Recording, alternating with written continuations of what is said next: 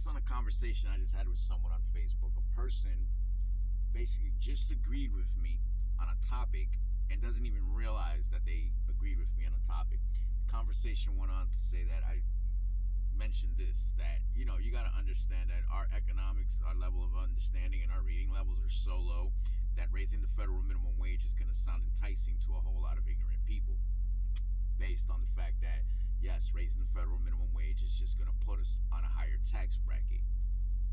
And she's kind of debating this, and at the same time I realized she agreed with me. So here's the storyline. 15-year war veteran, co-worker of mine, fought for 2 years for $1 raise. 2 years for $1 raise. Mind you, when he finally gets this raise, I expected him to be happy. He almost cried. A grown man, war veteran, almost cried over $1 raise. And he said, "Hey, you're not going to believe this." I said, "What's going on, buddy? Talk to me." He made $100 extra a month. And out of that $100, he only got $80. So he made an extra $20 a week. 2 years fighting for $1 raise. So again, to support my argument, raising the federal minimum wage isn't exactly the flex that we think it is. Again, I'm not telling anyone to stop fighting for this, but the irony of it, the part that gets me is because, yes, I'm going to go there again, to pin videos on my page. I've been doing this for over a whole year. I got videos on my YouTube that I still got 0 views. How is it so difficult to relate this message? The media is going to continue to push the narrative of raising the federal minimum wage being a concern of government and whatnot, and honestly, it's propaganda. All we're going to do is, again, raise the federal minimum wage, get it to a higher tax bracket. That only means that we're just going to keep feeding the war machine. That only means is that nothing truly is going to change or improve in our lives, that we're just going to need that second job. We're going to be demanding the overtime. We're going to repeat the same fucking vicious cycle, people, that we've been trapped in for decades. The same shit our parents handed down to us. Here we are, we're getting ready to pass this over to our kids. The issue here is not whether I'm right or wrong. It truly isn't, because I am not going to justify nothing else. I did the research. I know what I'm talking about. We spread the wealth amongst ourselves. Means that we created for ourselves. We took charge of our lives, and we created our own freedom in this country once and for all. We can generate a secondary income. We can do this tax-free. The change of a currency is loans and donations.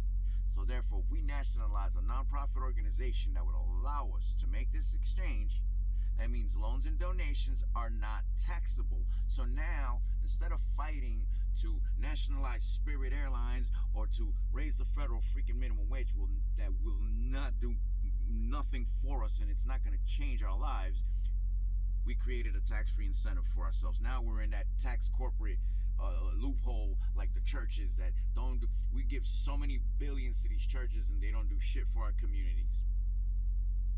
Keywords, our communities. So that means if we nationalize a nonprofit organization that would allow us to exchange this currency, to spread the wealth amongst ourselves, that means it only trickles down to the local communities. So it supports the local efforts, local grassroots movements, local food banks. I mean, we're doing this for ourselves. What part of that we don't understand? So now, not only are we investing in ourselves, in our communities, this is an investment in our children's future, so that they don't have to know what the hell this rat race and this damn hamster wheel is. So now only are we thinking for ourselves, but we're thinking for our children for a fucking change. We're making decisions based on what the future is going to look like for our little ones. Because apparently somebody dropped the ball when it came to us. Look at the shithole we're in. So why would we want to raise the federal minimum wage? How are we sitting here justifying saying that's the way to go?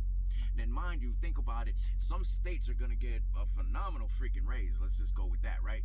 And others aren't. So that not only means, yes, we are repeating the cycle all over again. Others are going to prosper while others fail. We need to get out of that mindset of being okay with succeeding while we leave people behind. We have homeless veterans in our streets. If we go through with this program, that only means that our senior citizens can participate, the student body can participate, the veterans can participate, and anyone that is homeless that is willing to go to a day labor, make a few dollars for the day? Yes.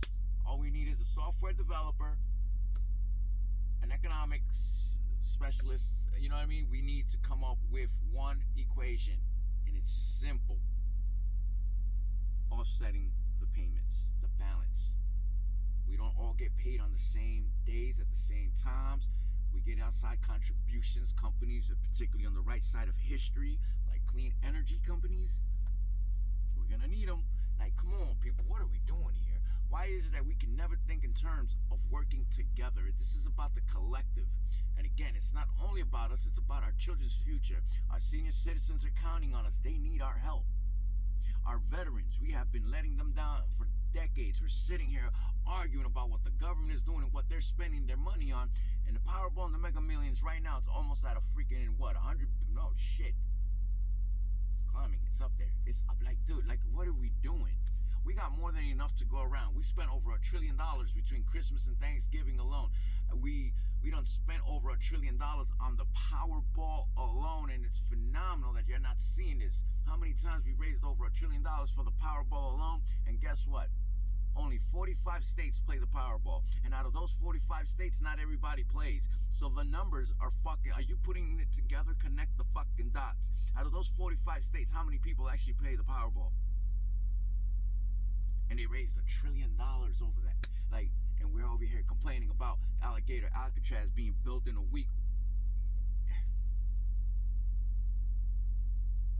We need to create for ourselves. We need to stop surrendering our power to these people, having them take our monies to create social safety nets that they're supposed to be benefiting us, when we can just do that for our fucking selves. I guarantee you, the people, if you put the money directly into the hands of the people, they will do a whole lot better for themselves at the local level, which, again, that will just flourish across the country, instead of sitting here relying on this fucking government to